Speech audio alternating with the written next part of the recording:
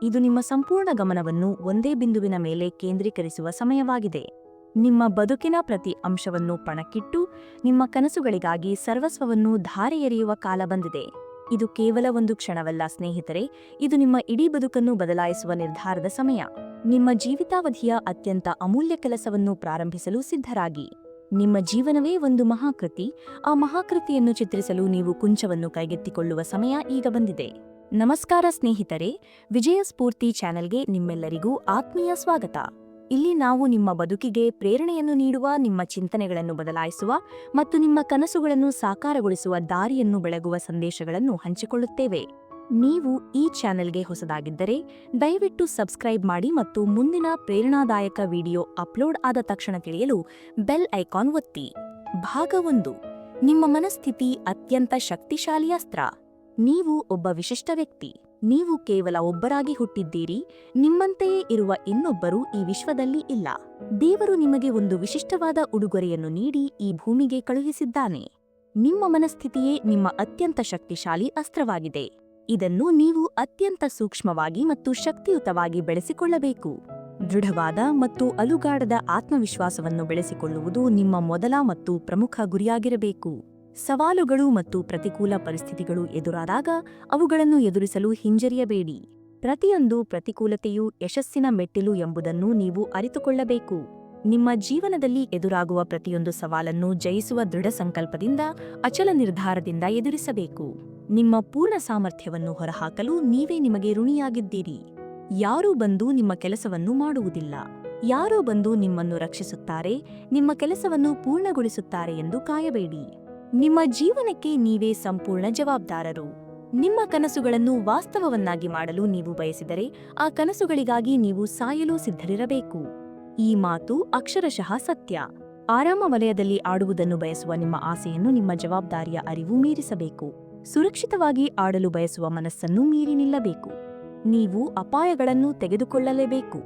ವೈಫಲ್ಯಗಳು ಎದುರಾದಾಗ ಅಥವಾ ನೀವು ನೆಲಕ್ಕೆ ಬಿದ್ದಾಗ ಭಯಪಡಬಾರದು. ಏಕೆಂದರೆ ಇದು ನಿಮ್ಮದೇ ಪ್ರಯಾಣ, ನಿಮ್ಮದೇ ನಡಿಗೆ. ಆದುದರಿಂದ ನಿಮ್ಮ ಮಹಾನ್ ಶಕ್ತಿಯ ಬಗ್ಗೆ ಎಂದಿಗೂ ಅನುಮಾನ ಪಡಬೇಡಿ.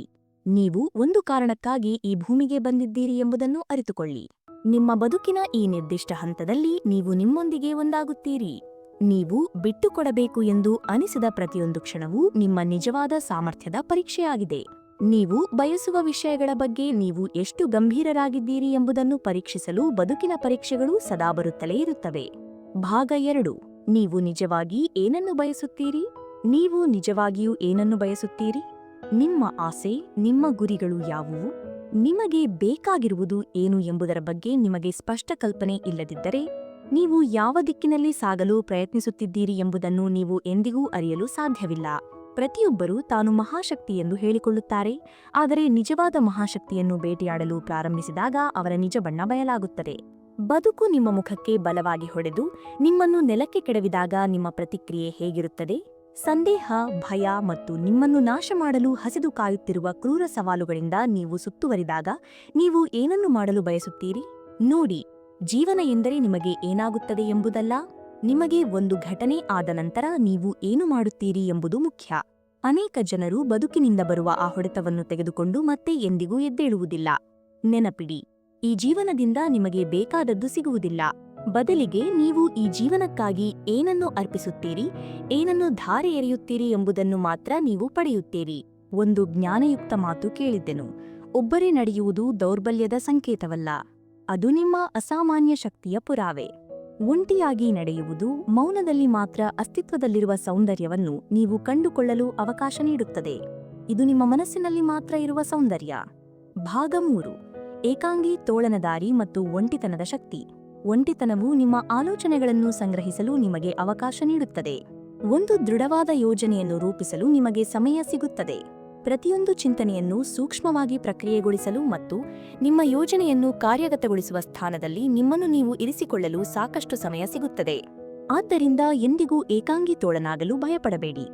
ನೀವು ತೆಗೆದುಕೊಳ್ಳುವ ಪ್ರತಿಯೊಂದು ನಿರ್ಧಾರದ ಸಂಪೂರ್ಣ ಜವಾಬ್ದಾರಿಯನ್ನು ತೆಗೆದುಕೊಳ್ಳಲು ಹಿಂಜರಿಯಬೇಡಿ.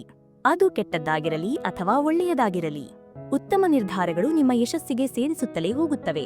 ಕೆಟ್ಟವುಗಳಾದರೆ ಅವುಗಳನ್ನು ಪರಿಷ್ಕರಿಸಿ, ಹೊಸ ಕಾರ್ಯತಂತ್ರ ರೂಪಿಸಿ ಮತ್ತು ಯೋಜನೆಯನ್ನು ಮೊದಲಿನಿಂದಲೇ ಪುನರಾರಂಭಿಸಿ. ನಿಮಗೆ ಈ ಸೂತ್ರ ತಿಳಿದಿದೆ. ಸರಿಯಾದ ಫಲಿತಾಂಶ ಪಡೆಯಲು ನೀವು ಮೊದಲು ಕೆಲವು ತಪ್ಪುಗಳನ್ನು ಮಾಡಲೇಬೇಕು. ಹಾಗಾಗಿ ಕೆಲವೊಮ್ಮೆ ನೀವು ಆ ಒಂಟಿ ದಾರಿಯಲ್ಲಿ ನಡೆಯಬೇಕಾಗುತ್ತದೆ. ನಾನು ಇದನ್ನು ಒಂಟಿ ದಾರಿ ಎಂದು ಕರೆಯುವುದಿಲ್ಲ. ವಾಸ್ತವವಾಗಿ ಇದು ಮಾನಸಿಕ ಸ್ವಾತಂತ್ರ್ಯದ ಹಾದಿ. ಇದು ಆಂತರಿಕ ಶಾಂತಿಯ ಹಾದಿ. ಇದು ಉತ್ಕೃಷ್ಟತೆಯ ಹಾದಿ. ಇದು ನೀವು ನಿಖರವಾಗಿ ಏನನ್ನು ನಿರ್ಮಿಸಲು ಬಯಸುತ್ತೀರೋ ಅದನ್ನು ನಿರ್ಮಿಸುವ ದಾರಿ. ಇದು ನೀವು ಹೇಗೆ ಅನುಭವಿಸಲು ಬಯಸುತ್ತೀರೋ ಹಾಗೆ ಅನುಭವಿಸುವ ಹಾದಿ. ಇದು ಇಡೀ ಜಗತ್ತಿಗೆ ನಿಮ್ಮ ಮಹತ್ವವನ್ನು ತೋರಿಸುವ ದಾರಿ. ಕೆಲವೊಮ್ಮೆ ನೀವು ಎಲ್ಲವನ್ನೂ ನೀವೇ ಮಾಡಬೇಕಾಗುತ್ತದೆ. ನನ್ನ ವಿಷಯದಲ್ಲಿ ನಾನು ಪಾಲುದಾರಿಕೆಯಲ್ಲಿ ಇದ್ದೆ.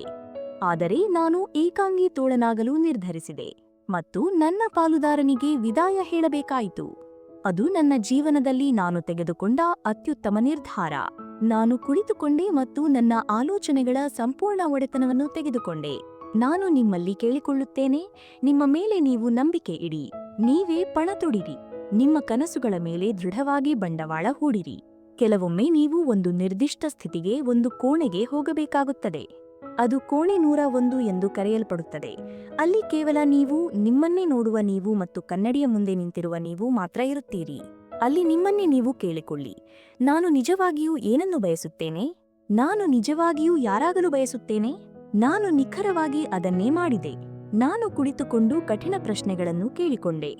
ನೀವು ನಿಮ್ಮನ್ನೇ ಆ ಕಠಿಣ ಪ್ರಶ್ನೆಗಳನ್ನು ಕೇಳಿಕೊಳ್ಳಬೇಕು. ನಾನು ಯಾವ ಸಮಸ್ಯೆಯನ್ನು ಪರಿಹರಿಸಬಲ್ಲೆ? ನನ್ನ ಆದರ್ಶ ಪ್ರೇಕ್ಷಕರು ಯಾರು? ಏನು? ಯಾವಾಗ? ಎಲ್ಲಿ? ಹೇಗೆ? ಈ ಎಲ್ಲ ಪ್ರಶ್ನೆಗಳಿಗೆ ನಾನು ಉತ್ತರ ಕಂಡುಕೊಂಡೆ. ಮತ್ತು ನಾನು ನನ್ನ ಹೊಸ ವ್ಯವಹಾರ ಮಾದರಿಯನ್ನು ಹೊರತಂದಾಗ ಅದು ಸ್ಫೋಟಗೊಂಡಿತು. ನನ್ನ ದೃಷ್ಟಿಕೋನವನ್ನು ಇಡೀ ಜಗತ್ತು ನೋಡುತ್ತಿರುವುದನ್ನು ನಾನು ಕಂಡೆ. ನೀವು ಏಕಾಂಗಿ ತೋಳನಾದಾಗ, ನೀವೇ ಎಲ್ಲಾ ಆಯ್ಕೆಗಳನ್ನು ಮಾಡಿದಾಗ, ನೀವು ವಿಫಲರಾದಾಗ, ನೀವು ಮತ್ತೆ ಆರಂಭಕ್ಕೆ ಹಿಂದಿರುಗಿ ಎಲ್ಲಾ ಪರಿಷ್ಕರಣೆಗಳನ್ನು ಮಾಡಿ ಅದನ್ನು ಮತ್ತೆ ಜಗತ್ತಿಗೆ ಹೊರತಂದಾಗ ಪ್ರಪಂಚವು ನಿಮ್ಮ ದೃಷ್ಟಿಕೋನವನ್ನು ನೋಡುತ್ತದೆ ಮತ್ತು ಅದು ನಿಮಗೆ ಜಗತ್ತಿನ ತುದಿಯಲ್ಲಿ ಕುಳಿತಿರುವಂತೆ ಭಾಸವಾಗುತ್ತದೆ. ನೀವು ಮೇಘಗಳಲ್ಲಿ ತೇಲುತ್ತಿರುವಂತೆ ಅನಿಸುತ್ತದೆ, ಏಕೆಂದರೆ ನೀವು ನಿಮ್ಮನ್ನು ಒಂದು ಸ್ಥಾನದಲ್ಲಿ ಇರಿಸಿದ್ದೀರಿ. ಎಲ್ಲಾ ಗದ್ದಲವನ್ನು ತಡೆಯಲು, ಎಲ್ಲಾ ಸ್ಪರ್ಧೆಯನ್ನು ನಿರ್ಬಂಧಿಸಲು ಮತ್ತು ಸರಳವಾಗಿ ನಿಮ್ಮ ನಿಜಸ್ವರೂಪದಲ್ಲಿ ಇರಲು, ನಿಮ್ಮ ಕಲ್ಪನೆಯನ್ನು ಕಾರ್ಯರೂಪಕ್ಕೆ ತರಲು ಮತ್ತು ನಿಮ್ಮ ಕನಸುಗಳನ್ನು ಮುಂಚೂಣಿಗೆ ತರಲು ನೀವೇ ಅವಕಾಶ ಕಲ್ಪಿಸಿದ್ದೀರಿ. ಭಾಗ 4: ಕೆಲಸ ಮತ್ತು ತ್ಯಾಗದ ಶಕ್ತಿ. ನೀವು ಕೆಲಸ ಮಾಡಲು ನಿರ್ಧರಿಸಿದ್ದೀರಿ. ನೀವು ಇಂದಲ್ಲ ನಾಳೆ ಎಂಬ ಮನಸ್ಥಿತಿಯನ್ನು ಬಿಟ್ಟು ಈ ದಿನವೇ ನಾನು ಅದನ್ನು ಮಾಡುತ್ತೇನೆ ಎಂಬ ನಿರ್ಧಾರಕ್ಕೆ ಬಂದಿದ್ದೀರಿ. ಇದು ಸುಲಭವಲ್ಲ ಎಂದು ನನಗೆ ತಿಳಿದಿದೆ. ನಿಮಗೆ ಕೆಲಸ ಮಾಡಲು ಇಷ್ಟವಿಲ್ಲದ ದಿನಗಳಿದ್ದವು ಎಂಬುದನ್ನು ನಾನು ಅರ್ಥಮಾಡಿಕೊಂಡಿದ್ದೇನೆ. ಆದರೆ ನಿಮ್ಮೊಳಗಿನ ಪ್ರೇರಣೆಯನ್ನು ನೀವೇ ಕಂಡುಕೊಂಡಿದ್ದೀರಿ. ನೀವು ಮಾಡಲು ಬಯಸುತ್ತೀರಿ ಎಂದು ಹೇಳುವ ವಿಷಯಗಳನ್ನು ಊಹಿಸಿ ನೀವು ನಿಜವಾಗಿಯೂ ಮಾಡುತ್ತೀರಿ ಮತ್ತು ಎಲ್ಲಾ ನೆಪಗಳನ್ನು ಊಹಿಸಿ ನೀವು ತೆಗೆದುಹಾಕುತ್ತೀರಿ. ಏಕೆಂದರೆ ನೀವು ಹೇಳಿದ ಕೆಲಸವನ್ನು ನೀವೇ ಮಾಡುವುದು ಅತ್ಯಗತ್ಯ ಎಂದು ನೀವು ಅರ್ಥಮಾಡಿಕೊಂಡಿದ್ದೀರಿ. ಕೇವಲ ಉತ್ತಮವಾಗಿ ಮಾತನಾಡುತ್ತಾ ಸಮಯ ಕಳೆಯುವುದಲ್ಲ, ಆದರೆ ಆಟದಲ್ಲಿ ನಿಜವಾಗಿ ಆಡುವುದು ಮತ್ತು ನಿಜವಾಗಿ ಆ ಆಟವನ್ನು ಗೆಲ್ಲುವುದು ಮತ್ತು ಆ ಆಟದಲ್ಲಿ ಅಭಿವೃದ್ಧಿ ಹೊಂದಲು ಶ್ರಮಿಸುವುದು ಮುಖ್ಯ. ನೀವು ಮನ್ನಣೆಯ ಬಗ್ಗೆ ಚಿಂತಿಸಬೇಕಾಗಿಲ್ಲ. ಅವರು ಏನು ಮಾಡುತ್ತಿದ್ದಾರೆ ಎಂಬುದರ ಬಗ್ಗೆ ನೀವು ಚಿಂತಿಸಬೇಕಾಗಿಲ್ಲ. ಹೌದು, ನಿಮ್ಮ ಸ್ನೇಹಿತರು ಕರೆ ಮಾಡಿ ಹೊರಗೆ ಬರಲು ಕೇಳಬಹುದು ಮತ್ತು ನೀವು ಹೇಳುತ್ತೀರಿ, ಇಲ್ಲ, ಈಗ ಬೇಡ, ಈ ವಾರ ಬೇಡ, ಮುಂದಿನ ತಿಂಗಳು ಬೇಡ, ಇನ್ನು 2 ತಿಂಗಳ ನಂತರವೂ ಬೇಡ. ನಾನು ಈಗ ಕಾರ್ಯನಿರತನಾಗಿದ್ದೇನೆ. ನಾನು ಈಗ ಪ್ರಯೋಗಾಲಯದಲ್ಲಿ ನನ್ನ ಕೆಲಸದ ಕೋಣೆಯಲ್ಲಿ ಇದ್ದೇನೆ. ನಾನು ನನ್ನ ಯೋಜನೆಯನ್ನು ಲೆಕ್ಕಾಚಾರ ಮಾಡುತ್ತಿದ್ದೇನೆ. ನಾನು ಒಂದು ಮಹಾಯೋಜನೆಯ ಬಗ್ಗೆ ಯೋಚಿಸುತ್ತಿದ್ದೇನೆ ಮತ್ತು ನಾನು ಅದನ್ನು ಜಗತ್ತಿಗೆ ಹೊರತರುವವರೆಗೆ ಕಾಯಿರಿ. ಕಾರ್ಯಗತಗೊಳಿಸಿ, ಕಾರ್ಯಗತಗೊಳಿಸಿ, ಉನ್ನತ ಮಟ್ಟದಲ್ಲಿ ಕಾರ್ಯಗತಗೊಳಿಸಿ. ಮತ್ತು ಇದು ಕೇವಲ ನೀವು ಮಾತ್ರ, ಏಕೆಂದರೆ ಈ ಕನಸು ನಿಮ್ಮ ಮೆದುಳಿನಿಂದ ಹೊರಬಂದಿದೆ. ಈ ಯೋಜನೆ ನಿಮ್ಮ ಮನಸ್ಸಿನಿಂದ ಹೊರಬಂದಿದೆ, ಏಕೆಂದರೆ ನಿಮ್ಮನ್ನು ಉಳಿಸಲು ಯಾರೂ ಬರುತ್ತಿಲ್ಲ ಎಂದು ನಿಮಗೆ ತಿಳಿದಿತ್ತು. ನೀವು ನಿಮ್ಮನ್ನೇ ಉಳಿಸಿಕೊಳ್ಳಬೇಕಾಗಿತ್ತು. ನೀವು ನಿಮ್ಮದೇ ಚಲನಚಿತ್ರದ ಸೂಪರ್ ಹೀರೋ ಆಗಬೇಕಾಗಿತ್ತು. ಆಗ ನೀವು ಒಂದು ಆಯ್ಕೆಯನ್ನು ಮಾಡಿದ್ದೀರಿ. ನೀವು ನಿರ್ಧಾರ ತೆಗೆದುಕೊಂಡಿದ್ದೀರಿ. ಕುಳಿತುಕೊಂಡು ಪೆನ್ ಮತ್ತು ಕಾಗದವನ್ನು ತೆಗೆದುಕೊಂಡು ಒಂದು ಕ್ಷಣ ಯೋಚಿಸಿ ನಿಮ್ಮ ಯೋಜನೆಯೊಂದಿಗೆ ಹೊರಬರಲು, ನಿಮ್ಮ ಕಾರ್ಯತಂತ್ರದೊಂದಿಗೆ ಹೊರಬರಲು ಮತ್ತು ಅದನ್ನು ಕಾರ್ಯರೂಪಕ್ಕೆ ತರಲು. ಇದು ಸುಲಭವಲ್ಲ ಎಂದು ನಿಮಗೆ ತಿಳಿದಿತ್ತು. ಆ ಕಾಗದದ ತುಣುಕಿನ ಮೇಲೆ ನೀವು ಬರೆದ ಪ್ರತಿಯೊಂದು ವಿಷಯವೂ ಕೆಲಸ ಮಾಡುವುದಿಲ್ಲ ಎಂದು ನಿಮಗೆ ತಿಳಿದಿತ್ತು. ಆದರೆ ನೀವು ಅದನ್ನು ನಿರೀಕ್ಷಿಸಿದ್ದೀರಿ. ನೀವು ಅದಕ್ಕಾಗಿ ಬದುಕಿದ್ದೀರಿ. ಪ್ರತಿಕೂಲತೆಯ ಮೊದಲ ಚಿಹ್ನೆಗಾಗಿ ನೀವು ಕಾಯಲು ಸಾಧ್ಯವಾಗಲಿಲ್ಲ, ಏಕೆಂದರೆ ಆ ಪ್ರತಿಕೂಲತೆ ಎದುರಾದಾಗ ನೀವು ಆಟದಲ್ಲಿದ್ದೀರಿ ಎಂದು ನಿಮಗೆ ತಿಳಿದಿತ್ತು. ನೀವು ನಿಜವಾಗಿಯೂ ಮುನ್ನುಗ್ಗುತ್ತಿದ್ದೀರಿ ಎಂದು ನಿಮಗೆ ತಿಳಿದಿತ್ತು. ನಿಮಗೆ ಸ್ವಲ್ಪ ಅಸಹಜತೆ, ಇರಿಸುಮುರಿಸು ಅನಿಸಲು ಪ್ರಾರಂಭಿಸಿದಾಗ ಅದು ಆರಂಭದ ಸಮಯ ಎಂದು ನಿಮಗೆ ತಿಳಿದಿತ್ತು. ಅದು ಮುನ್ನುಗ್ಗುವ ಸಮಯ, ಅದು ಬೆಳೆಯುವ ಸಮಯ ಎಂದು ನಿಮಗೆ ತಿಳಿದಿತ್ತು. ಹಾಗಾಗಿ ನೀವು ಎಂದಿಗೂ ಕಷ್ಟದ ಸಂದರ್ಭಗಳಿಂದ ಓಡಿ ಹೋಗಲಿಲ್ಲ. ನೀವು ಹಿನ್ನಡೆಗಳಿಂದ ಎಂದಿಗೂ ಪಲಾಯನ ಮಾಡಲಿಲ್ಲ. ನೀವು ವೈಫಲ್ಯಗಳಿಂದ ತಪ್ಪಿಸಿಕೊಳ್ಳಲು ಎಂದಿಗೂ ಪ್ರಯತ್ನಿಸಲಿಲ್ಲ. ನೀವು ಅವುಗಳನ್ನು ನೇರವಾಗಿ ಎದುರಿಸಿದ್ದೀರಿ. ನೀವು ತಲೆಕೆಳಗಾಗಿ ಅವುಗಳನ್ನು ಎದುರಿಸಿದ್ದೀರಿ. ನೀವು ಆ ನೋವನ್ನು ಅನುಭವಿಸಿದ್ದೀರಿ. ನೀವು ಆ ನೋವನ್ನು ನಿಮ್ಮ ಉತ್ಸಾಹವಾಗಿ ಪರಿವರ್ತಿಸಿದ್ದೀರಿ. ತದನಂತರ ನೀವು ದೊಡ್ಡ ಪ್ರಮಾಣದ ಕ್ರಿಯೆಯನ್ನು ತೆಗೆದುಕೊಂಡಿದ್ದೀರಿ. ಕುಳಿತುಕೊಂಡು ಒಂದು ಕ್ಷಣ ಯೋಚಿಸಿದ್ದೀರಿ, ತಪ್ಪುಗಳಿಂದ ಕಲಿತಿದ್ದೀರಿ ಮತ್ತು ಆ ಹಿನ್ನಡೆಗಳಿಂದ ಬೆಳೆದಿದ್ದೀರಿ. ಏಕೆಂದರೆ ಆ ಕುಸಿತಗಳು ನಿಮಗೆ ಹೊಸ ಪ್ರಗತಿಗೆ ದಾರಿ ಮಾಡಿಕೊಡುತ್ತವೆ ಎಂದು ನಿಮಗೆ ತಿಳಿದಿತ್ತು. ಮತ್ತು ಆ ಪ್ರಗತಿಗಳು ನಿಮ್ಮ ಮಹತ್ವವನ್ನು ಈಗ ರೂಪಿಸುತ್ತಿವೆ, ಅಭಿವೃದ್ಧಿಪಡಿಸುತ್ತಿವೆ. ಇದು ನಿಮ್ಮ ಸಮಯ. ಏಕಾಂಗಿ ತೋಳ ಎಂದರೆ ನೀವೇ. ನಿಮ್ಮ ಪ್ರತಿಯೊಂದು ಆಯ್ಕೆಗೆ, ನಿಮ್ಮ ಪ್ರತಿಯೊಂದು ಕಾರ್ಯಕ್ಕೂ ಜವಾಬ್ದಾರಿಯನ್ನು ತೆಗೆದುಕೊಳ್ಳಲು ನಿಮಗೆ ಯಾವುದೇ ಸಮಸ್ಯೆ ಇಲ್ಲ. ಏಕೆಂದರೆ ಆ ಆಯ್ಕೆಗಳು ಮತ್ತು ಆ ಕಾರ್ಯಗಳು ನಿಮಗೆ ಅಪಾರ ತೃಪ್ತಿಯನ್ನು ನೀಡುತ್ತವೆ. ಮತ್ತು ತೃಪ್ತಿ ಇಲ್ಲದಿದ್ದರೂ ಸಹ ನೀವು ಎಂದಿಗೂ ಓಡಿ ಹೋಗುವುದಿಲ್ಲ. ಏಕೆಂದರೆ ನೀವು ನಿಮ್ಮ ಆಲೋಚನೆಗಳೊಂದಿಗೆ ಒಂದಾಗಿದ್ದೀರಿ. ನೀವು ನಿಮ್ಮ ಕನಸುಗಳೊಂದಿಗೆ ಒಂದಾಗಿದ್ದೀರಿ. ನೀವು ಯಶಸ್ಸಿಗೆ ಕಾರಣವಾಗುವ ಆ ಚಿಂತನಾ ಪ್ರಕ್ರಿಯೆಯೊಂದಿಗೆ ಒಂದಾಗಿದ್ದೀರಿ. ಅವರು ನಿಮ್ಮನ್ನು ಸತ್ತಂತೆ ಬಿಟ್ಟಿದ್ದರು. ಅವರು ನಿಮ್ಮನ್ನು ತೋಳಗಳೆಡೆಗೆ ಎಸೆದಿದ್ದರು. ಆದರೆ ಆ ತೋಳಗಳಿಂದ ನೀವು ಏಕಾಂಗಿ ತೋಳನಾಗಿ ಹೊರಹೊಮ್ಮಿದ್ದೀರಿ. ಮತ್ತು ನೀವು ಎಂದಿಗೂ ಓಡಿ ಹೋಗಲಿಲ್ಲ. ನೀವು ಏಕಾಂಗಿಯಾಗಿ ಇರಲು ಒಪ್ಪಿಕೊಂಡಿದ್ದೀರಿ. ಮೌನದಲ್ಲಿ ಕಾರ್ಯನಿರ್ವಹಿಸಲು ನೀವು ಸಿದ್ಧರಾಗಿದ್ದೀರಿ. ಏಕೆಂದರೆ ನೀವು ಬಾಯಿ ಮುಚ್ಚಿ ಕೆಲಸ ಮಾಡಿದಾಗ ನಿಮ್ಮ ಮನಸ್ಸು ಕೆಲಸ ಮಾಡುತ್ತದೆ ಎಂಬುದನ್ನು ನೀವು ಅರಿತುಕೊಂಡಿದ್ದೀರಿ. ನೀವು ಕೇವಲ ಮೌನವಾಗಿ ನಿಮ್ಮ ಕೆಲಸವನ್ನು ಮಾಡಿದಾಗ ನಿಮ್ಮ ಅತ್ಯುತ್ತಮ ಆವೃತ್ತಿಯನ್ನು ಅನ್ವೇಷಿಸಲು ನೀವೇ ನಿಮಗೆ ಅವಕಾಶ ನೀಡುತ್ತೀರಿ ಮತ್ತು ನೀವು ಅದನ್ನೇ ಮುಂದುವರಿಸುತ್ತೀರಿ. ನಿಮ್ಮ ಅತ್ಯುತ್ತಮ ಆವೃತ್ತಿಯನ್ನು ನೀವು ನಿರಂತರವಾಗಿ ಅನ್ವೇಷಿಸುತ್ತೀರಿ. ಭಾಗ 5: ತ್ಯಾಗ ಮತ್ತು ಪರಿಶ್ರಮದ ಪರಾಕಾಷ್ಠೆ. ನೀವು ಬಹಳ ಹಿಂದೆಯೇ ಒಂದು ನಿರ್ಧಾರ ತೆಗೆದುಕೊಂಡಿದ್ದೀರಿ. ನಿಮ್ಮ ಕೊನೆಯ ಉಸಿರಿರುವವರೆಗೂ ನೀವು ಎಲ್ಲವನ್ನೂ ನೀಡುತ್ತೀರಿ ಎಂದು. ನೀವು ನಿಮ್ಮ ಸರ್ವಸ್ವವನ್ನು ಧಾರೆ ಎರೆಯುತ್ತೀರಿ. ನೀವು ಜೀವನವನ್ನು ಅದರ ಪರಾಕಾಷ್ಠೆಯಲ್ಲಿ ಬದುಕುತ್ತೀರಿ. ಏಕೆಂದರೆ ಆ ಅತ್ಯುನ್ನತ ಮಟ್ಟದಲ್ಲಿ ಸಾಧಿಸಲು ನಿಮಗೆ ಇದೊಂದೇ ದಾರಿ ಎಂದು ತಿಳಿದಿತ್ತು. ನೀವು ಎಲ್ಲವನ್ನೂ ನೀಡುತ್ತೀರಿ. ಅದು ನೋವಾದಾಗಲೂ, ನಿಮಗೆ ಇಷ್ಟವಿಲ್ಲದಿದ್ದರೂ ಸಹ, ಕೊಡಲು ನಿಮ್ಮಲ್ಲಿ ಇನ್ನೇನೂ ಇಲ್ಲದಿದ್ದಾಗಲೂ ಸಹ ನೀವು ಮತ್ತೊಂದು ಉಸಿರನ್ನು ಕಂಡುಕೊಳ್ಳುತ್ತೀರಿ. ನೀವು ಬಹುತೇಕ ಜನರ ದೃಷ್ಟಿಗಿಂತ ಆಳವಾಗಿ ಅಗೆಯುತ್ತೀರಿ. ನೀವು ಸರಾಸರಿಗಿಂತ ಹೆಚ್ಚಿನದನ್ನು ನೀಡುತ್ತೀರಿ. ದಿವಂಗತ ಮಹಾನ್ ಮೊಹಮ್ಮದ್ ಅಲಿ ಹೇಳಿದ ಮಾತನ್ನು ನಾನು ಇಷ್ಟಪಡುತ್ತೇನೆ. ವರದಿಗಾರನೊಬ್ಬ ಆತನನ್ನು ಕೇಳಿದ, ನೀವು ಎಷ್ಟು ಸಿಟಪ್ಗಳನ್ನು ಮಾಡುತ್ತೀರಿ ಎಂದು. ಅದಕ್ಕೆ ಅವರು ಉತ್ತರಿಸಿದರು, ನನಗೆ ನೋವು ಶುರುವಾಗುವವರೆಗೆ ನಾನು ಸಿಟಪ್ಗಳನ್ನು ಲೆಕ್ಕಿಸುವುದಿಲ್ಲ. ಏಕೆಂದರೆ ಆ ನೋವಿನ ನಂತರ ಮಾಡುವ ಸಿಟಪ್ಗಳು ಮಾತ್ರ ಲೆಕ್ಕಕ್ಕೆ ಬರುತ್ತವೆ. ಹಾಗಾಗಿ ನನಗೆ ಗೊತ್ತಿಲ್ಲ. ಮತ್ತು ನೀವು ಬದುಕುವ ನಿಖರವಾದ ಸೂತ್ರ ಇದಾಗಿದೆ: ನಿಮಗೆ ನೋವಾಗುತ್ತದೆ ಎಂದು ನಿಮಗೆ ತಿಳಿದಿದೆ, ಆದರೆ ಅದು ಕೆಲಸ ಮಾಡುತ್ತದೆ. ಮತ್ತು ಅದು ತುಂಬಾ ನಿಜ. ಆದ್ದರಿಂದ ನೀವು ಏನು ಮಾಡುತ್ತಿದ್ದೀರೋ ಅದನ್ನು ಮುಂದುವರಿಸಿ. ನೀವು ಏಕಾಂಗಿ ತೋಳ. ನಿಮ್ಮದೇ ದಾರಿಯಲ್ಲಿ ನಡೆಯಿರಿ. ನಿಮ್ಮದೇ ಹಾದಿಯನ್ನು ನೀವೇ ಬೆಳಗಿ. ಏಕೆಂದರೆ ಕೊನೆಯಲ್ಲಿ ಅದು ನಿಮ್ಮ ವಿರುದ್ಧ ನೀವೇ ಇರುವಂತಹ ಸ್ಪರ್ಧೆ. ಮತ್ತು ನೀವು ಹೊಂದಿರುವ ಏಕೈಕ ಆಧಾರ ನೀವೇ. ಇತರರು ನಿಮ್ಮ ನಾಯಕತ್ವವನ್ನು ಅನುಸರಿಸಲು ಬಯಸಿದರೆ ಹಾಗೆಯೇ ಆಗಲಿ. ಆದರೆ ಅವರನ್ನು ನಿಮ್ಮ ನಾಯಕತ್ವವನ್ನು ಅನುಸರಿಸುವಂತೆ ಮಾಡಿ. ಅವರನ್ನು ನಿಮ್ಮ ಮಟ್ಟಕ್ಕೆ ಬರುವಂತೆ ಮಾಡಿ. ನೀವೇ ಟ್ರೆಂಡ್ ಸೆಟ್ ಮಾಡಿ. ನೀವೇ ದಾರಿಯನ್ನು ಬೆಳಗಿ. ನೀವು ತಲುಪಲು ಪ್ರಯತ್ನಿಸುತ್ತಿರುವ ಜಾಗಕ್ಕೆ ಹೋಗಲು ನೀವು ಮಾಡಬೇಕಾದ್ದನ್ನು ಮಾಡಿ. ಆದರೆ ಅದನ್ನು ನೀವೇ ಮಾಡಲು ಎಂದಿಗೂ ಹೆದರಬೇಡಿ. ನಿಮ್ಮೊಂದಿಗೆ ಒಂದಾಗುವುದು ಸರಿಯಾಗಿದೆ.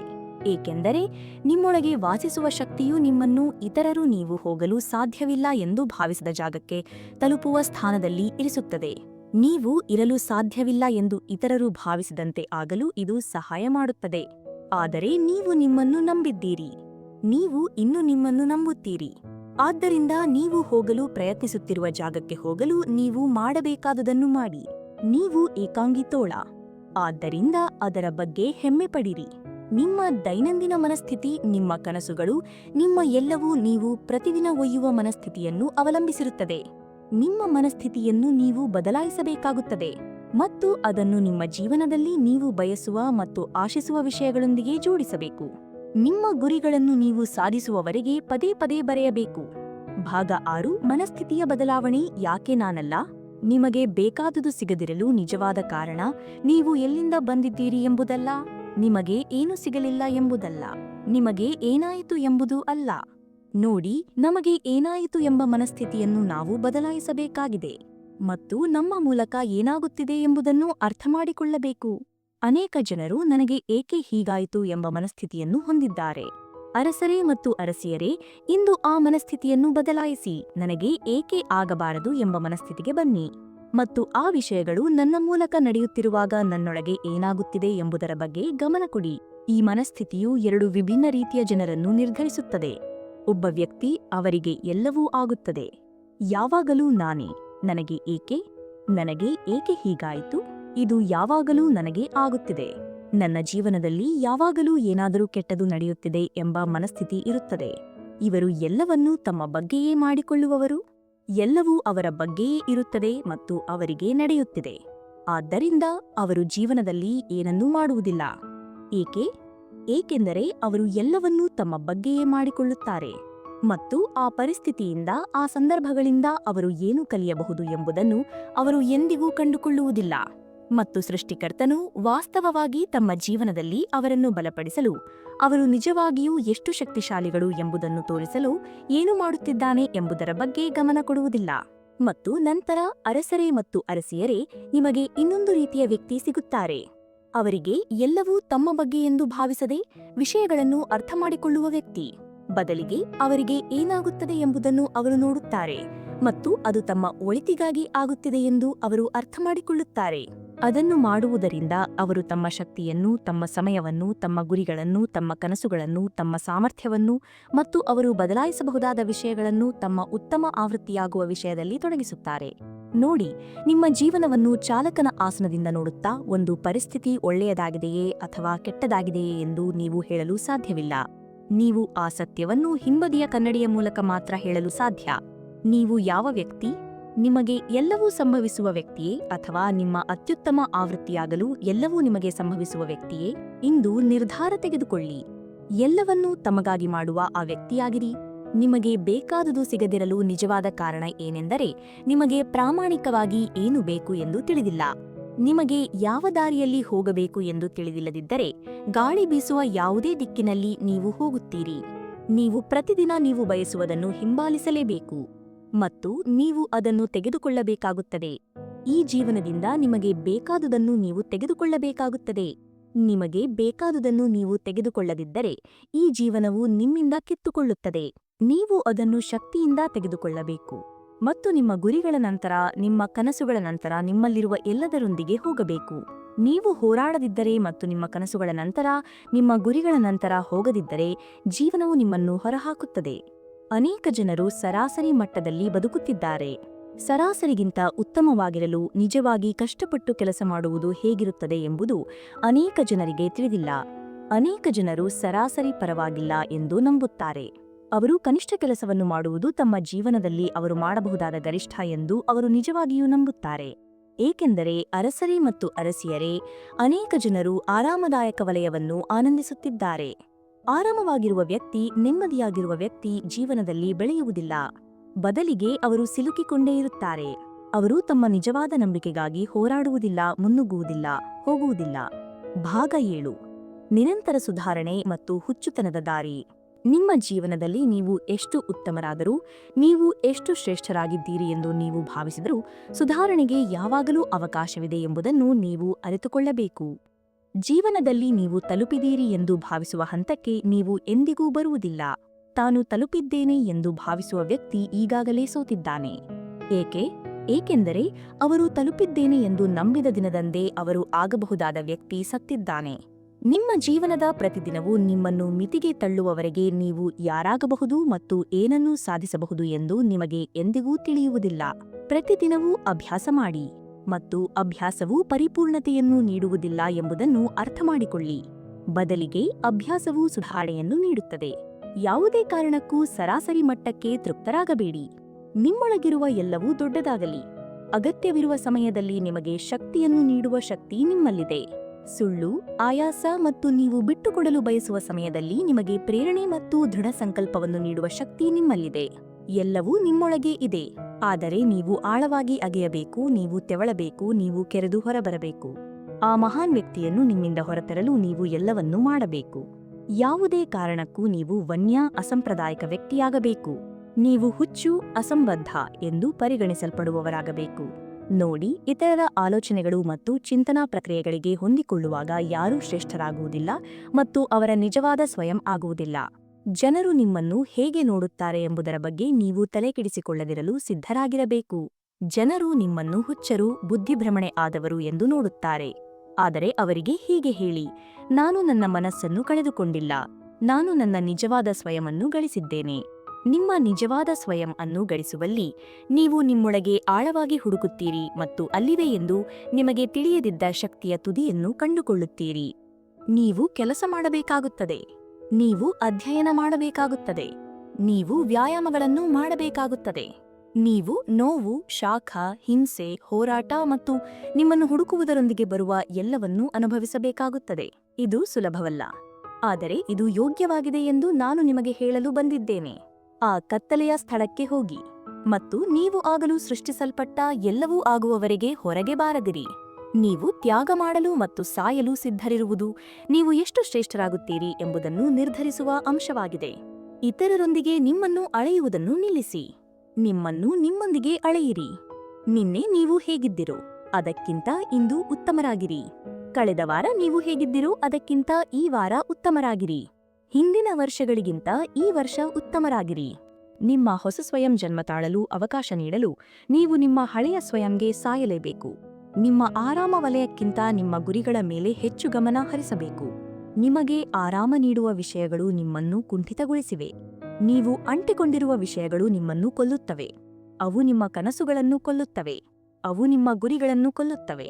ನೀವು ಈ ಆರಾಮ ವಲಯಗಳನ್ನು ನಿವಾರಿಸುವುದು ನಿಮಗೆ ಒಂದು ಆದ್ಯತೆಯಾಗಬೇಕು, ಏಕೆಂದರೆ ನೀವು ಅದನ್ನು ನಿವಾರಿಸಿದಾಗ ಅದು ನಿಮಗಾಗಿ ಮಾತ್ರವಲ್ಲ, ನಿಮ್ಮ ಜೀವನದಲ್ಲಿ ನೀವು ಅರಿತುಕೊಳ್ಳದಿದ್ದರೂ ಸಹ ನಿಮ್ಮಂತೆ ಇತರರು ಸಹ ಅದನ್ನು ನಿವಾರಿಸುತ್ತಾರೆ. ನೀವು ಜಯಶಾಲಿಯಾದಿರಿ, ಏಕೆಂದರೆ ನೀವು ನಿಮ್ಮನ್ನೇ ಸಾಕಷ್ಟು ನಂಬಿದ್ದೀರಿ. ನೀವು ತಳ್ಳಿದ್ದೀರಿ. ಹೋಗಲು ಇಷ್ಟವಿಲ್ಲದಿದ್ದಾಗಲೂ ನೀವು ಮುನ್ನುಗ್ಗಿದ್ದೀರಿ. ನಿಮ್ಮ ಶಕ್ತಿಯಲ್ಲಿ ಏನೂ ಉಳಿದಿಲ್ಲದಿದ್ದಾಗಲೂ ನೀವು ತಳ್ಳಿದ್ದೀರಿ. ನೀವು ಹೊಂದಿದ್ದ ಎಲ್ಲವನ್ನೂ ನೀಡಿದ್ದೀರಿ ಮತ್ತು ವಿಫಲರಾಗಿದ್ದೀರಿ. ಆದರೆ ನೀವು ವೈಫಲ್ಯವನ್ನು ಅಂತಿಮ ಎಂದು ಭಾವಿಸಲಿಲ್ಲ. ನಿಮ್ಮ ವೈಫಲ್ಯಗಳಿಂದ ನೀವು ಗಳಿಸಿದ್ದೀರಿ.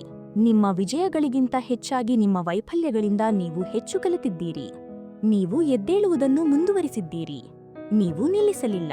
ನೀವು ಬಿಟ್ಟುಕೊಡಲಿಲ್ಲ. ನಿಮ್ಮ ದಿನ ಬರುತ್ತಿದೆ. ನಿಲ್ಲಬೇಡಿ, ಮುಂದುವರಿಯಿರಿ. ಪ್ರತಿ ದಿನವನ್ನು ನಿಮ್ಮ ಕೊನೆಯ ದಿನವೆಂದು ಸ್ವೀಕರಿಸಲು ಕಲಿಯಿರಿ. ಇದನ್ನು ಮಾಡಿ. ಆಗ ನೀವು ಪ್ರತಿದಿನವೂ ನಿಮ್ಮನ್ನು ಸುಧಾರಿಸಿಕೊಳ್ಳುತ್ತೀರಿ. ನೀವು ಯಾರಾಗಬಹುದು ಎಂಬುದನ್ನು ನೋಡಿ ನೀವೇ ಆಶ್ಚರ್ಯಚಕಿತರಾಗುತ್ತೀರಿ. ಮತ್ತು ನಿಮ್ಮ ಜೀವನವೂ ಅದರ ಮೇಲೆ ಅವಲಂಬಿತವಾಗಿದೆ ಎಂಬಂತೆ ನಿಮ್ಮ ಅತ್ಯುತ್ತಮ ಆವೃತ್ತಿಯಾಗಲು ನೀವು ಶ್ರಮಿಸುತ್ತೀರಿ. ಏಕೆಂದರೆ ಅರಸರೇ ಮತ್ತು ಅರಸಿಯರೇ, ಅದು ನಿಜ.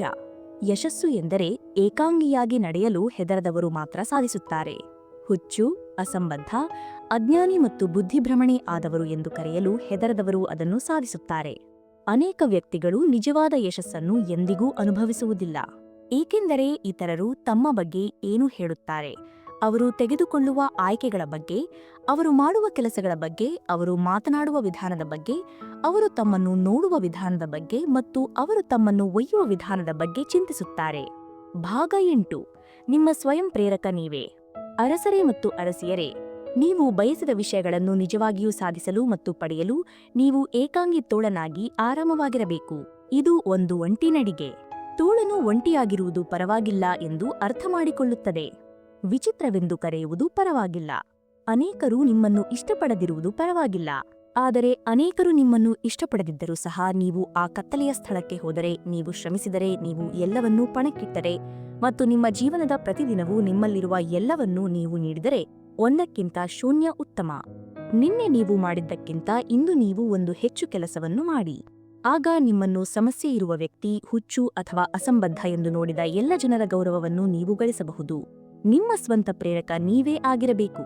ನೀವು ಎದ್ದು ನಿಮ್ಮ ಕೆಲಸ ಮಾಡಲು ನಿಮ್ಮನ್ನು ಪ್ರೇರೇಪಿಸುವ ಮುಖ್ಯ ವ್ಯಕ್ತಿ ನೀವೇ ಆಗಿರಬೇಕು. ನೀವು ನಿಮ್ಮೊಂದಿಗೆ ಸ್ಪರ್ಧಿಸಬೇಕು. ನೀವು ನಿಮ್ಮೊಂದಿಗೆ ಓಡಬೇಕು. ನೀವು ನಿಮ್ಮ ಸಮಯವನ್ನು ನಿಗದಿಪಡಿಸಬೇಕು. ನೀವು ನಿಮ್ಮನ್ನು ಉತ್ತಮಗೊಳಿಸುವುದನ್ನು ಮುಂದುವರಿಸಬೇಕು. ಲೆಸ್ ಬ್ರೌನ್ ಅವರು ಹೇಳಿದರು, ಅಭ್ಯಾಸವು ಪರಿಪೂರ್ಣತೆಯನ್ನು ನೀಡುತ್ತದೆ ಎಂದು ನಾವು ಹೇಳಬಾರದು. ಬದಲಾಗಿ ಅಭ್ಯಾಸವು ಸುಧಾರಣೆಯನ್ನು ನೀಡುತ್ತದೆ ಎಂದು ನಾವು ಹೇಳಬೇಕು. ಏಕೆ? ಏಕೆಂದರೆ ನಿಮ್ಮ ಅತ್ಯುತ್ತಮವಾದದ್ದಕ್ಕಿಂತಲೂ ನೀವು ಯಾವಾಗಲೂ ಉತ್ತಮಗೊಳಿಸಬಹುದು. ಇಂದು ನೀವು ಅತ್ಯುತ್ತಮವಾಗಿ ಮಾಡಿದ ಕೆಲಸವನ್ನು ನಾಳೆ ಮೀರಿಸಬಹುದು. ಕಳೆದ ವರ್ಷ ನೀವು ಅತ್ಯುತ್ತಮವಾಗಿ ಮಾಡಿದ ಕೆಲಸವನ್ನು ಈ ವರ್ಷ ನೀವು ಉತ್ತಮವಾಗಿ ಮಾಡಬಹುದು. ನೀವು ಪರಿಪೂರ್ಣತೆಯ ಸ್ಥಿತಿಯನ್ನು ಎಂದಿಗೂ ತಲುಪುವುದಿಲ್ಲ.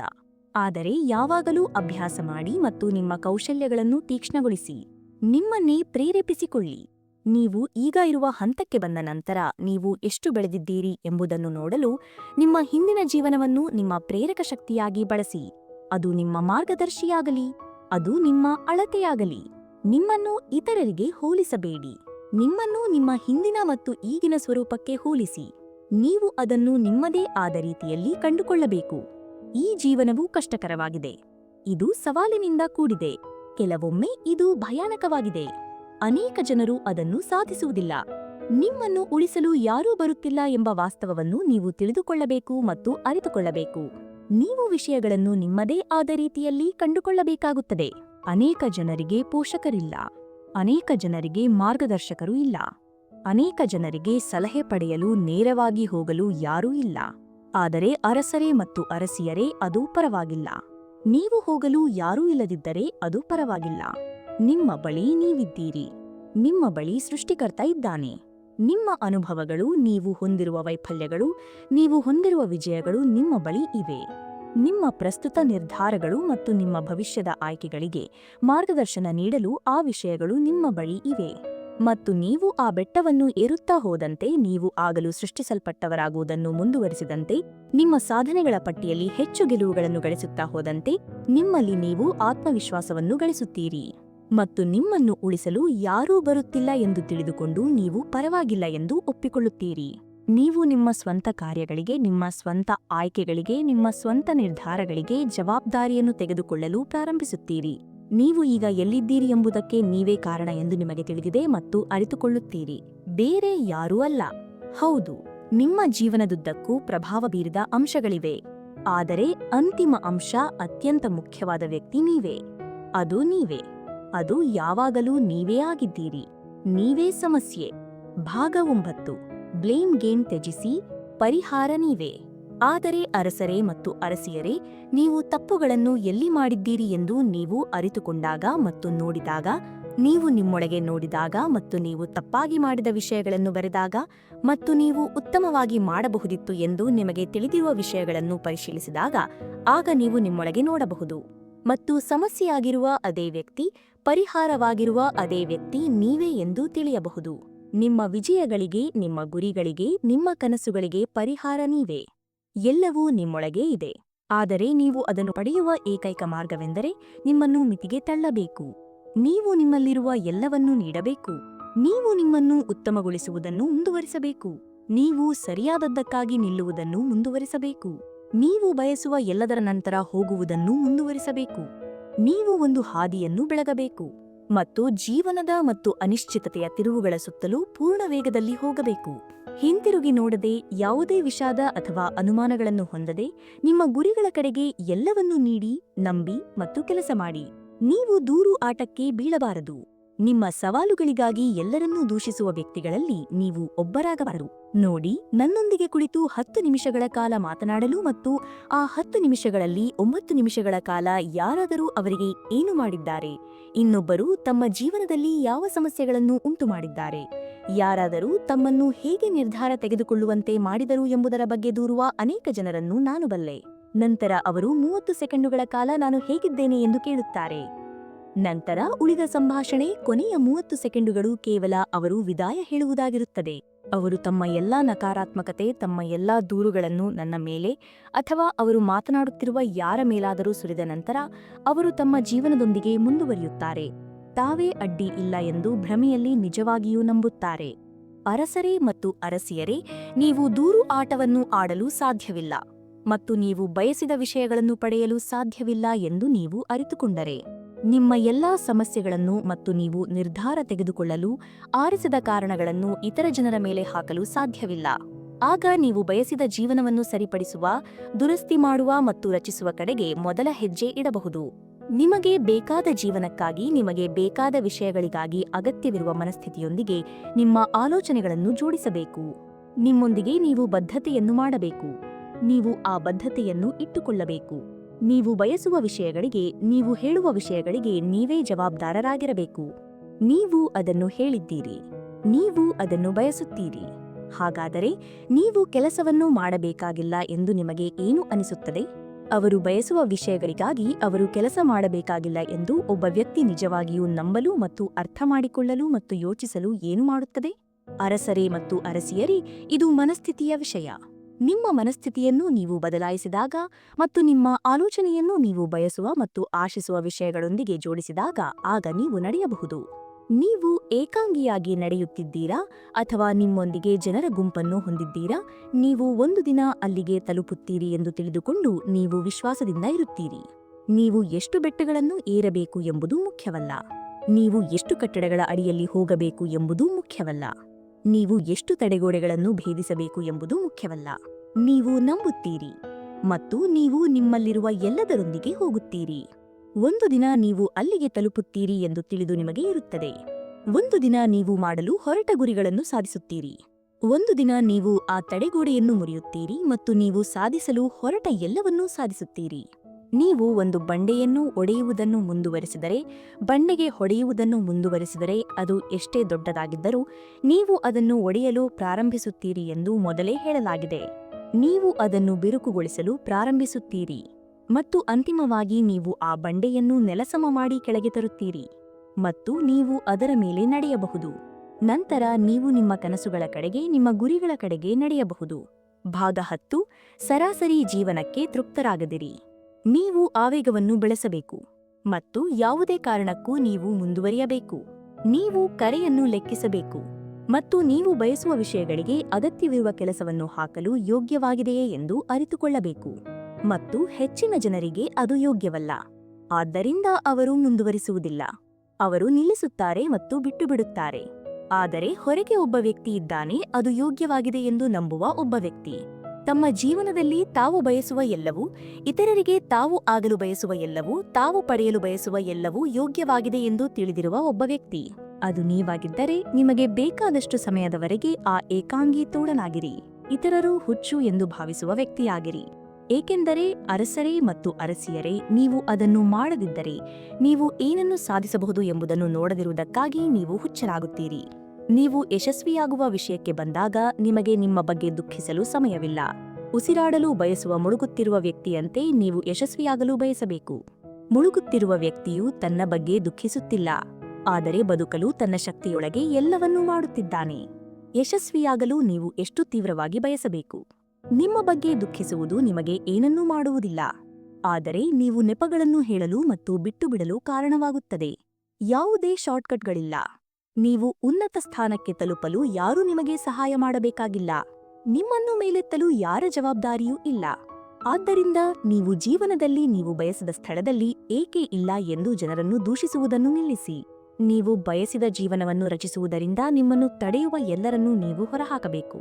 ಪಾರ್ಟಿ ಮಾಡಲು, ವಿಶ್ರಾಂತಿ ಪಡೆಯಲು, ಟಿವಿ ನೋಡಲು ಮತ್ತು ಇಡೀ ರಾತ್ರಿ ಸುತ್ತಾಡಲು ನಿಮ್ಮ ಬಯಕೆಯನ್ನು ನೀವು ತ್ಯಾಗ ಮಾಡಬೇಕು. ನೀವು ಆ ಸೌಲಭ್ಯವನ್ನು ಗಳಿಸುವಷ್ಟು ನೀವು ಸಾಕಷ್ಟು ಮಾಡಿಲ್ಲ. ಅದನ್ನು ಸಾಧಿಸಿದ ಜನರು ಆ ಸೌಲಭ್ಯವನ್ನು ಗಳಿಸಿದ್ದಾರೆ. ಆದ್ದರಿಂದ ನೀವು ಆ ಸ್ಥಳಕ್ಕೆ ಬರುವವರೆಗೆ ಆ ಟಿವಿಯನ್ನು ಆಫ್ ಮಾಡಿ, ಆ ಆಪ್ಗಳನ್ನು ನಿಷ್ಕ್ರಿಯಗೊಳಿಸಿ, ಆ ಬಾಟಲಿಯನ್ನು ಕೆಳಗೆ ಇರಿಸಿ ಮತ್ತು ಕೆಲಸಕ್ಕೆ ಇಳಿಯಿರಿ. ನೀವು ನಿಮ್ಮಲ್ಲಿರುವ ಎಲ್ಲವನ್ನೂ ನೀಡಲು ಮತ್ತು ಆ ಕನಸನ್ನು ಬೆನ್ನಟ್ಟಲು ನಿರ್ಧರಿಸಿದ ಕ್ಷಣ, ಜನರು ನಿಮಗೆ ಕರೆ ಮಾಡಲು ಮತ್ತು ನಿಮ್ಮ ಗುರಿಗಳು ಅಥವಾ ನಿಮ್ಮ ಆದ್ಯತೆಗಳಿಗೆ ಸಂಬಂಧಿಸಿದ ವಿಷಯಗಳ ಬಗ್ಗೆ ಮಾತನಾಡಲು ನಿಮ್ಮ ಸಮಯವನ್ನು ವ್ಯರ್ಥ ಮಾಡಲು ಬಯಸುತ್ತಾರೆ. ಈ ಸಂಭಾಷಣೆಯು ನನ್ನ ಕನಸನ್ನು ಪೂರೈಸಲು ಸಹಾಯ ಮಾಡದಿದ್ದರೆ ನೀವು ಇನ್ನೊಂದು ಸಮಯದಲ್ಲಿ ನನ್ನನ್ನು ಹಿಡಿಯಬೇಕಾಗುತ್ತದೆ ಎಂದು ನೀವು ಜನರಿಗೆ ಹೇಳಬೇಕಾಗುತ್ತದೆ. ನೀವು ಅದನ್ನು ಸಾಧಿಸುವವರೆಗೆ ನೀವು ನಿಮ್ಮನ್ನು ಪ್ರಪಂಚದಿಂದ ಪ್ರತ್ಯೇಕಿಸಿಕೊಳ್ಳಬೇಕು ಮತ್ತು ನಿಮ್ಮ ಕರಕುಶಲತೆಯನ್ನು ಕರಗತ ಮಾಡಿಕೊಳ್ಳಬೇಕು. ಯಶಸ್ಸಿಗೆ ಹೆಚ್ಚಿನ ಜನರು ಬಿಡಲು ಸಿದ್ಧವಿಲ್ಲದ ಒಂದು ನಿರ್ದಿಷ್ಟ ಮಟ್ಟದ ಶಿಸ್ತು ಬೇಕಾಗುತ್ತದೆ. ನೀವು ಯಶಸ್ವಿಯಾಗುವ ಬಗ್ಗೆ ಗೀಳು ಹಿಡಿದವರಾಗಬೇಕು. ಭಾಗ 11. ಧ್ಯೇಯ ಮತ್ತು ದೈನಂದಿನ ದಿನಚರಿ. ನಿಮಗೆ ಬೇಕಾದುದನ್ನು ಬಯಸುವ ಏಕೈಕ ವ್ಯಕ್ತಿ ನೀವಲ್ಲ ಎಂಬುದನ್ನು ನೀವು ಅರ್ಥಮಾಡಿಕೊಳ್ಳಬೇಕು. ನೀವು ತೆಗೆದುಕೊಳ್ಳುವ ನಿರ್ಧಾರಗಳಿಗೆ ನೀವೇ ಜವಾಬ್ದಾರರು ಮತ್ತು ನಿಮ್ಮ ಜೀವನದೊಂದಿಗೆ ಏನನ್ನು ಮಾಡದಿರಲು ನೀವು ನಿರ್ಧರಿಸಿದರೆ ಅದು ನಿಮ್ಮ ಮೇಲಿದೆ. ಮತ್ತು ನಿಮ್ಮ ಬಗ್ಗೆ ಯಾರೂ ಕೆಟ್ಟದ್ದನ್ನು ಅನುಭವಿಸುವುದಿಲ್ಲ. ನಿಮಗಾಗಿ ನೀವು ನಿಗದಿಪಡಿಸಿದ ಗುರಿಗಳನ್ನು ಕಾರ್ಯಗತಗೊಳಿಸಲು ನಿಮ್ಮ ಜೀವನವನ್ನು ನೀವು ಅರ್ಪಿಸುತ್ತೀರಿ ಎಂದು ನಿರ್ಧರಿಸಿ. ನೀವೇ ಗುರಿಗಳನ್ನು ಹೊಂದಿಸುತ್ತೀರಿ. ಬೇರೆ ಯಾರೂ ನಿಮಗಾಗಿ ಗುರಿಗಳನ್ನು ಹೊಂದಿಸುವುದಿಲ್ಲ. ಆದ್ದರಿಂದ ನೀವು ಗುರಿಗಳನ್ನು ಹೊಂದಿಸಿದರೆ ನೀವೇ ಜವಾಬ್ದಾರರಾಗಿರಿ ಮತ್ತು ಹೊರಗೆ ಹೋಗಿ ಅದನ್ನು ಕಾರ್ಯರೂಪಕ್ಕೆ ತನ್ನಿ. ನೀವು ಯಶಸ್ವಿಯಾಗಲು ಬಯಸುವ ಬಗ್ಗೆ ಮಾತನಾಡಲು ಸಾಧ್ಯವಿಲ್ಲ. ಆದರೆ ಯಶಸ್ವಿ ಜನರು ಮಾಡುವ ಕೆಲಸವನ್ನು ಮಾಡಲು ಸಮಯ ಬಂದಾಗ ನೀವು ಹಿಂದೆ ಸರಿಯುತ್ತೀರಿ. ನಿಮ್ಮಲ್ಲಿ ಕೆಲವರ ಸಮಸ್ಯೆ ಏನೆಂದರೆ ನೀವು ಸ್ವಲ್ಪ ಯಶಸ್ಸಿನ ರುಚಿಯನ್ನು ನೋಡಿದ ತಕ್ಷಣ ನೀವು ಮುಗಿಸಿದ್ದೀರಿ ಎಂದು ಭಾವಿಸುತ್ತೀರಿ. ನೀವು ಮುಗಿಸಿಲ್ಲ. ನೀವು ಈಗಷ್ಟೇ ಪ್ರಾರಂಭಿಸುತ್ತಿದ್ದೀರಿ. ನಿಮ್ಮ ಇಡೀ ಜೀವನವನ್ನು ನೀವು ಅನುಸರಿಸುತ್ತಿದ್ದ ಸ್ಥಳಕ್ಕೆ ಹೋಗಲು ಮತ್ತು ನೀವು ಕೆಲಸವನ್ನು ಮುಂದುವರಿಸಬೇಕಾಗಿಲ್ಲ ಎಂದು ಯೋಚಿಸಲು ನಿಮಗೆ ಎಷ್ಟು ಧೈರ್ಯ? ನೀವು ವಿಶ್ರಾಂತಿ ಪಡೆಯುವ ಕ್ಷಣವೇ ನಿಮ್ಮನ್ನು ಬದಲಿಸುವ ಕ್ಷಣ. ಏಕೆಂದರೆ ಯಶಸ್ಸು ನಿಮ್ಮ ಕೌಶಲ್ಯ ಎಷ್ಟು ಉತ್ತಮವಾಗಿದೆ ಎಂಬುದರ ಬಗ್ಗೆ ಅಲ್ಲ, ನೀವು ಎಷ್ಟು ಕಾಲ ಹೋರಾಟದಲ್ಲಿ ಉಳಿಯಬಹುದು ಎಂಬುದರ ಬಗ್ಗೆ. ಇದು ಚೇತರಿಕೆಯೊಂದಿಗೆ ಜೋಡಿಸಲ್ಪಟ್ಟ ತ್ರಾಣದ ಬಗ್ಗೆ. ನೀವು ಬಿಟ್ಟು ಬಿಡಲು ಯಾರೋ ಕಾಯುತ್ತಿದ್ದಾರೆ. ನೀವು ತುಂಬಾ ಆರಾಮವಾಗಿರಲು ಯಾರೋ ಕಾಯುತ್ತಿದ್ದಾರೆ. ಏಕೆಂದರೆ ನೀವು ಮಾಡುವ ಕ್ಷಣವೇ ಅವರು ನಿಮ್ಮನ್ನು ಹಿಂಬಾಲಿಸಲು ಬರುತ್ತಿದ್ದಾರೆ. ನೀವು ಎಂದಿಗೂ ಹೊಂದಿಲ್ಲದಂತೆ ನೀವು ಕೆಲಸ ಮಾಡುವುದನ್ನು ಮುಂದುವರಿಸಬೇಕು. ಯಾವುದೇ ವಿಧಾನದಿಂದ ಕಾರ್ಯಗತಗೊಳಿಸುವುದನ್ನು ನೀವು ಮುಂದುವರಿಸಬೇಕು. ನಿಮ್ಮಷ್ಟಕ್ಕೆ ನೀವೇ ಹೇಳಿಕೊಳ್ಳಬೇಕು, ಯಾರೂ ನನ್ನನ್ನು ಮೀರಿ ಕೆಲಸ ಮಾಡುವುದಿಲ್ಲ. ನಿಮ್ಮ ಸಂಪೂರ್ಣ ಸಾಮರ್ಥ್ಯಕ್ಕೆ ನೀವು ಬದುಕದಿರಲು ಯಾವುದೇ ನೆಪವಿಲ್ಲ. ಯಾವುದೂ ಇಲ್ಲ. ನಿಮ್ಮೊಳಗಿನ ಉಡುಗೊರೆಗಳು ಮತ್ತು ಸಾಮರ್ಥ್ಯವನ್ನು ಸಮಾಧಿ ನಿಮ್ಮಿಂದ ಕದಿಯಲು ನೀವು ಎಂದಿಗೂ ಬಿಡಬೇಡಿ. ನಿಮ್ಮ ದೇಹದಲ್ಲಿ ಉಸಿರು ಇರುವವರೆಗೂ ನೀವು ಅದನ್ನು ಕಾರ್ಯರೂಪಕ್ಕೆ ತರಬಹುದು. ಇದು ತಡವಾಗಿಲ್ಲ. ಅದು ಮುಗಿದಿಲ್ಲ. ನಿಮ್ಮ ಕೊನೆಯ ಉಸಿರನ್ನು ತೆಗೆದುಕೊಳ್ಳುವವರೆಗೆ ಅದು ಮುಗಿದಿಲ್ಲ. ನಿಮ್ಮನ್ನು ಯಾರು ನಂಬುವುದಿಲ್ಲ ಎಂದು ಚಿಂತಿಸುವುದನ್ನು ನಿಲ್ಲಿಸಿ. ನೀವು ನಿಮ್ಮನ್ನು ನಂಬುವ ರೀತಿಯಲ್ಲಿ ಅವರು ನಿಮ್ಮನ್ನು ನಂಬಬೇಕಾಗಿಲ್ಲ. ನಿಮ್ಮ ಸಾಮರ್ಥ್ಯವನ್ನು ಭರ್ತಿ ಮಾಡುವ ಜವಾಬ್ದಾರಿ ನಿಮ್ಮ ಮೇಲಿದೆ, ಅವರ ಮೇಲೆ ಅಲ್ಲ. ನಿಮ್ಮ ಬಗ್ಗೆ ನೀವು ನಂಬುವುದು ಇತರರ ಎಲ್ಲಾ ಅಭಿಪ್ರಾಯಗಳನ್ನು ಅನೂರ್ಜಿತಗೊಳಿಸಬೇಕು. ಯಶಸ್ವಿ ವ್ಯಕ್ತಿಗಳ ಅಭ್ಯಾಸಗಳು ಮತ್ತು ದಿನಚರಿಗಳನ್ನು ನೋಡಲು ಸಂಶೋಧನೆಯನ್ನು ನಡೆಸಲಾಗಿದೆ ಮತ್ತು ಅಧ್ಯಯನಗಳು ಅವರ ಸಾಮಾನ್ಯ ಮಾದರಿಗಳು ಮತ್ತು ಅಭ್ಯಾಸಗಳನ್ನು ಗುರುತಿಸುವ ಗುರಿಯನ್ನು ಹೊಂದಿದ್ದವು. ಎಲ್ಲಾ ಯಶಸ್ವಿ ಸಿಇಒಗಳು ಹೊಂದಿರುವ ಸಾಮಾನ್ಯ ವಿಷಯವೆಂದರೆ ಅವರು ಬದುಕುವ ಮತ್ತು ಸಾಯುವ ಒಂದು ಬೆಳಗಿನ ದಿನಚರಿಯನ್ನು ಹೊಂದಿರುತ್ತಾರೆ. ಅವರು ತಮ್ಮ ದಿನಚರಿಯನ್ನು ಯಾರೂ ಅಥವಾ ಏನೂ ಅಡ್ಡಿಪಡಿಸಲು ಬಿಡುವುದಿಲ್ಲ, ಏಕೆಂದರೆ ತಮ್ಮ ಪ್ರಯಾಣದಲ್ಲಿ ತಮ್ಮ ಬೆಳವಣಿಗೆಗೆ ಅದು ಎಷ್ಟು ಹಾನಿಕಾರಕವಾಗಬಹುದು ಎಂದು ಅವರಿಗೆ ತಿಳಿದಿದೆ. ಯಶಸ್ವಿ ಜನರು ತಮ್ಮ ದಿನಚರಿಯ ಬಗ್ಗೆ ಗೀಳು ಹಿಡಿದಿದ್ದಾರೆ. ಅದು ಗಡಿಯಾರದಂತೆ ಕೆಲಸ ಮಾಡುತ್ತದೆ. ನಿಮ್ಮಲ್ಲಿ ಕೆಲವರು ಯಶಸ್ವಿಯಾಗದಿರಲು ಕಾರಣ ನೀವು ದಿನಚರಿಯನ್ನು ಕಂಡುಕೊಂಡಿಲ್ಲ ಅಥವಾ ಅದಕ್ಕೆ ಅಂಟಿಕೊಂಡಿಲ್ಲ. ನಿಮ್ಮ ಇನ್ನೊಂದು ಅರ್ಧದಷ್ಟು ಜನರು ದಿನಚರಿಯನ್ನು ಕಂಡುಕೊಂಡಿರಬಹುದು, ಆದರೆ ನೀವು ಯಾವುದೇ ಮತ್ತು ಎಲ್ಲವೂ ನಿಮ್ಮನ್ನು ವಿಚಲಿತಗೊಳಿಸಲು ಅವಕಾಶ ನೀಡುತ್ತೀರಿ. ಒಂದು ದಿನಚರಿಯನ್ನು ಪಡೆಯಿರಿ ಮತ್ತು ಅದರ ಬಗ್ಗೆ ಗೀಳು ಹಿಡಿಯಿರಿ.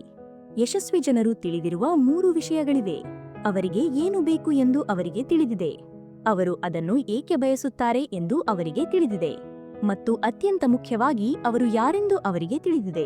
ನೀವು ಯಾರೆಂದು ನಿಮಗೆ ತಿಳಿದಿಲ್ಲದಿದ್ದರೆ ನೀವು ಯಾರಾಗಬೇಕೆಂದು ಜನರು ನಿಮಗೆ ಹೇಳುತ್ತಾರೆ ಮತ್ತು ನೀವು ಕಳೆದುಹೋದ ಅವಕಾಶಗಳು ಮತ್ತು ಈಡೇರದ ಸಾಮರ್ಥ್ಯದ ಕಡೆಗೆ ವಿಷಾದ, ಕಹಿ ಮತ್ತು ಅಸಮಾಧಾನದ ಜೀವನವನ್ನು ಬದುಕುತ್ತಿರುತ್ತೀರಿ.